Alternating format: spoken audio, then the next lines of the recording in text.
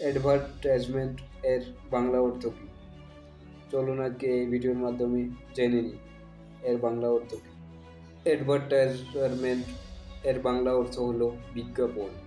উদাহরণ: নতুন মোবাইল ফোনের বিজ্ঞাপনটি খুব আকর্ষণীয় ছিল। এই ছিল উদাহরণ, যেটি ভিডিওর মাধ্যমে অ্যাড দেখানো হয়।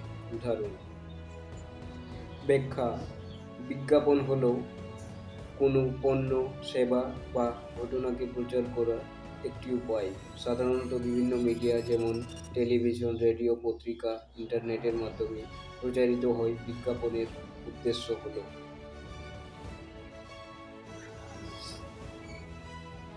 মানুষের দৃষ্টি আকর্ষণ করা এবং তাদেরকে সেই পণ্য বা সেবাটি কিনতে বা ব্যবহার করতে উৎসাহিত করা। বন্ধুরা, এই ছিল আমাদের ভিডিও, আজকের এই ভিডিওটি ভালো লাগলে লাইক করুন, সাবস্ক্রাইব করতে ভুলবেন না।